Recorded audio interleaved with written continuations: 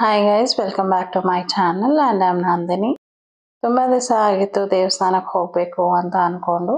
So ಇವತ್ತು final ಆಗಿ ದೇವಸ್ಥಾನಕ್ಕೆ ಹೋಗ್ತಾ ಇದ್ದೀವಿ. ಜೊತೆಗೆ ನಮ್ಮ ಅಕ್ಕ ಮತ್ತು ನಮ್ಮ ಇಬ್ಬರು ಕಸಿನ್ಸ್ ಕೂಡ ಬರ್ತಾ ಇದ್ದಾರೆ, ಯಶ್ ಕೂಡ ಇದ್ದಾನೆ.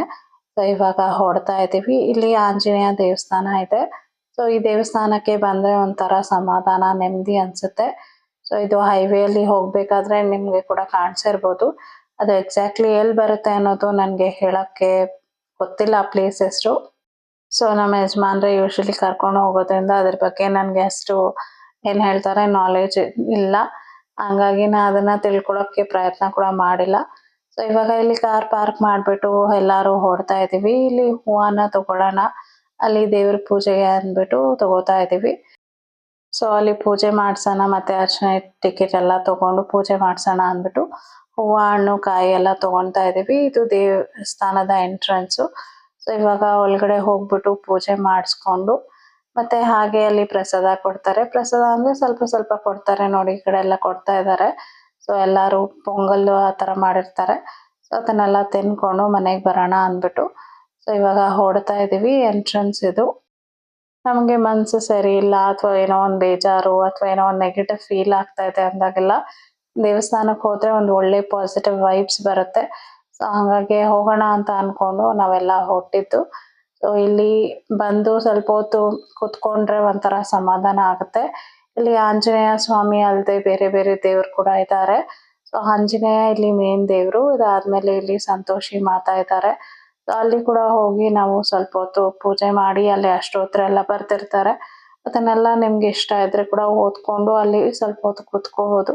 ಕುತ್ಕೊಳ್ಳೋಕ್ಕೆ ಅಲೋ ಇಲ್ಲ, ಬಟ್ ನಿಂತ್ಕೊಂಡು ಅಷ್ಟೋತ್ರಗಳನ್ನ ಓದ್ಬೋದು. ಹಾಗೆ ಸರಸ್ವತಿ, ಲಕ್ಷ್ಮಿ ಎಲ್ಲ ದೇವರು ಕೂಡ ಇದ್ದಾರೆ. ಹಾಗೆ ನೋಡಿಕೊಂಡು ಮುಂದೆ ಬರ್ತಾ ಇದ್ವಿ. ಮೊದಲು ತುಂಬ ದೇವಸ್ಥಾನಗಳಿಗೆ ಹೋಗ್ತಾ ಇದ್ವಿ, ಬಟ್ ಈ ನಡುವೆ ಯಾಕೋ ದೇವಸ್ಥಾನಕ್ಕೆ ಹೋಗೋಕ್ಕೆ ಆಗ್ತಾ ಇಲ್ಲ. ಬಟ್ ಹೇಗಾದರೂ ಟೈಮ್ ಮಾಡಿಕೊಂಡು ಅಥವಾ ಮನಸ್ಸು ಬರಲ್ಲ ಅಂತಾರಲ್ಲ, ಆ ಥರ ಆಗ್ತಾಯಿತ್ತು. ಹಾಗಾಗಿ ಇವತ್ತು ಹೋಗಲೇಬೇಕು ಅಂದ್ಬಿಟ್ಟು ನನ್ನ ಕಸಿನ್ಸ್ ಅವರು ಕೂಡ ಮನೇಲಿ ಇರ್ತಾರಲ್ಲ, ಹಾಗಾಗಿ ಅವ್ರನ್ನ ಕೂಡ ಕರ್ಕೊಂಡು ಹೊರಟ್ವಿ. ಹಾಗೆ ಅಲ್ಲಿ ಸಾಯಿಬಾಬಾ ಕೂಡ ಇದ್ದಾರೆ. ಸೊ ಅವ್ರನ್ನ ಕೂಡ ಮುಗಿದ್ಬಿಟ್ಟು ಹಾಗೆ ಮುಂದೆ ಬಂದ್ವಿ. ಮುಂದೆ ಬಂದು ಇಲ್ಲಿ ಆಂಜನೇಯ ಸ್ವಾಮಿಗೆ ಪೂಜೆ ಕೊಟ್ಟಿದ್ವಲ್ಲ, ಅದನ್ನ ಹಣ್ಣು ಕಾಯಿ ಏನಿರುತ್ತೆ ಈ ಕಡೆ ಕವರ್ ಇಟ್ಟಿರ್ತಾರೆ. ಸೊ ಅದನ್ನ ತಗೊಂಡು ಹಾಗೆ ಅಲ್ಲಿ ಒಂದು ಸ್ವಲ್ಪ ಹೊತ್ತು ಕೂತ್ಕೊಂಡು ಒಂದು 2-3 ಫೋಟೋಸ್ ಇಟ್ಕೊಂಡ್ವಿ. ನನಗೆ ಮನ್ಸಿಗೆ ಸಮಾಧಾನ ಇಲ್ಲ, ಏನೋ ಒಂಥರ ನೆಗೆಟಿವ್ ವೈಬ್ ಅಂತ ಅಂದಾಗೆಲ್ಲ ಆಂಜನೇಯ ದೇವಸ್ಥಾನ ಅಥವಾ ಶನಿಮಹಾತ್ಮ ದೇವಸ್ಥಾನಕ್ಕೆ ಹೋಗ್ತೀನಿ. ಸೊ ಅಲ್ಲಿ ಹೋಗಿ ಬಂದರೆ ನನಗೆ ಒಂಥರ ಸಮಾಧಾನ, ನೆಮ್ಮದಿ ಅನಿಸುತ್ತೆ.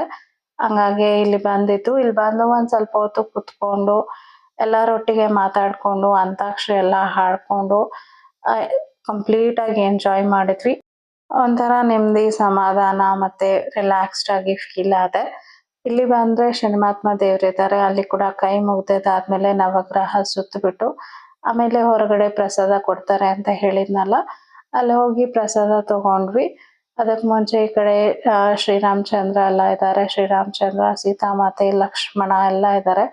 ಸೊ ಅವ್ರನ್ನ ಕೂಡ ನೋಡಿಕೊಂಡು ಹಾಗೆ ಅಲ್ಲಿ ಕೂಡ ಸುತ್ತಕೊಂಡು ಪ್ರಸಾದ ತಗೊಂಡು ಇವಾಗ ನಾನು, ಸಂಜು, ನಮ್ಮ ಯಜಮಾನ್ರು, ಯಶು ಎಲ್ಲರೂ ಪ್ರಸಾದ ತಗೊಂಡು ತಿಂದ್ವಿ. ಆಮೇಲೆ ಜಾನು ಮತ್ತು ನಮ್ಮ ಅಕ್ಕ ಇಬ್ಬರು ಕೂಡ ಪ್ರಸಾದ ತಗೊಂಡು ತಿಂದು ಹಾಗೆ ಮನೆಗೆ ಬಂದ್ವಿ. ಸೊ ಇದಾದಮೇಲೆ ವ್ಲಾಗ್ ಕಂಟಿನ್ಯೂ ಮಾಡಿಲ್ಲ, ಇದು next day morning vlog. So ಇಲ್ಲಿ ನಾನು ರಂಗೋಲಿನ ಹಾಕ್ತಾ ಇದ್ದೀನಿ.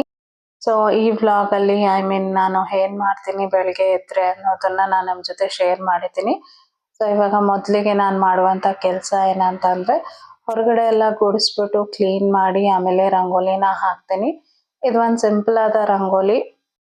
ಯೂಶ್ವಲಿ ನನ್ನ ಮನಸ್ಸು ಹೇಗಿರುತ್ತೆ ನೋಡಿ, ಅದ್ರ ಪ್ರಕಾರ ನನ್ನ ರಂಗೋಲಿ ಕೂಡ ಇರುತ್ತೆ. ಸೊ ಕ್ರಿಯೇಟಿವ್ ಆಗಿ ಯೋಚನೆ ಮಾಡಿ ಹಾಕೋ ಥರ ಇದ್ದರೆ ಹಾಕ್ತೀನಿ, ಇಲ್ಲ ಅಂದರೆ ಅದೇ ನಾರ್ಮಲ್ ಆಗಿರುವಂಥ ರಂಗೋಲಿಗೆ ಸ್ವಲ್ಪ ಡಿಸೈನ್ ಮಾಡಿಬಿಟ್ಟು ಕೆಮ್ಮಣ್ಣು ಹಾಕ್ಬಿಟ್ಟು ರಂಗೋಲಿನ ಫಿನಿಶ್ ಮಾಡ್ತೀನಿ. ತುಂಬ ಕೆಲಸ ಇತ್ತಂದರೆ ನಾನು ಅದೆಲ್ಲ ಮಾಡೋಕ್ಕೆ ಹೋಗಲ್ಲ, ಕ್ರಿಯೇಟಿವ್ ರಂಗೋಲೀಸ್ ಎಲ್ಲ ಹಾಕಲ್ಲ. ಸೊ ಈಗ ಕಂಪ್ಲೀಟಾಗಿ ರಂಗೋಲಿ ಆಗಿದೆ. ಈಗ ಕೆಮ್ಮಣ್ಣ ಹಾಕ್ತಾ ಇದ್ದೀನಿ.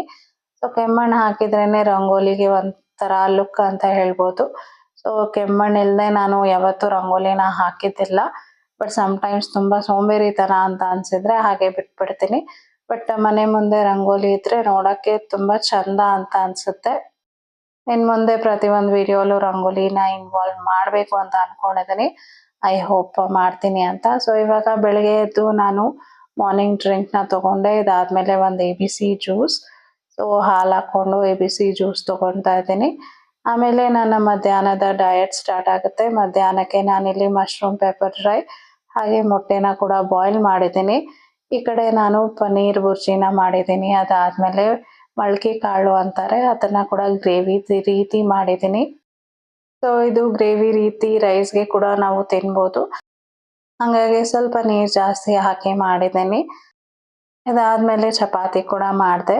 ಸೊ ಯೂಶಲಿ ನನ್ನ ಡಯಟಲ್ಲಿ ಚಪಾತಿ ಅಥವಾ ಮುದ್ದೆ, ರಾಗಿ ಮುದ್ದೆ, ಜೋಳದ ಮುದ್ದೆ ಇದೆಲ್ಲ ಪ್ರತಿದಿನ ಇದ್ದೇ ಇರುತ್ತೆ. ಈ ಕಡೆ ಗ್ರೇವಿ ಕೂಡ ರೆಡಿ ಆಗಿದೆ. ಇದು ಮೊಳಕೆ ಕಾಳು ನಾರ್ತ್ ಕರ್ನಾಟಕ ಕಡೆ ತುಂಬಾ ಮಾಡ್ತಾರೆ. ಸೊ ನಾವು ಜಾಸ್ತಿ ಮಾಡೋದಿಲ್ಲ, ಬಟ್ ಯಾವಾಗಾದ್ರೂ ನನಗೆ ಸಿಕ್ತು ಅಂದರೆ ನಾನು ತೊಗೊಂಬಂದು ಮಾಡ್ತೀನಿ. ನನ್ನ ಮಗನಿಗೆ ತುಂಬ ಇಷ್ಟ. ಇವಾಗ ಫೈನಲ್ ಆಗಿ ಪ್ಲೇಟಿಂಗ್ ಮಾಡ್ಕೋತಾ ಇದ್ದೀನಿ. ಇದಾಗಿತ್ತು ನನ್ನ ಮಧ್ಯಾಹ್ನದ ಊಟ. ಈ ವ್ಲಾಗ್ನ ನಾನು ಇಲ್ಲಿಗೆ ಎಂಡ್ ಮಾಡ್ತಾ ಇದ್ದೀನಿ. ಈ ವ್ಲಾಗ್ ನಿಮ್ಗೆ ಇಷ್ಟ ಆಗಿದ್ರೆ ದಯವಿಟ್ಟು ಒಂದು ಲೈಕ್ ಮಾಡಿ, ಶೇರ್ ಮಾಡಿ, ಕಮೆಂಟ್ ಮಾಡಿ, ಸಬ್ಸ್ಕ್ರೈಬ್ ಮಾಡಿ. ನಾಳೆ ಒಂದು ಹೊಸ ವಿಡಿಯೋ ಒಂದಿಗೆ ನಾನು ನಿಮ್ಮನ್ನ ಭೇಟಿ ಆಗ್ತೀನಿ. ಬಾಯ್.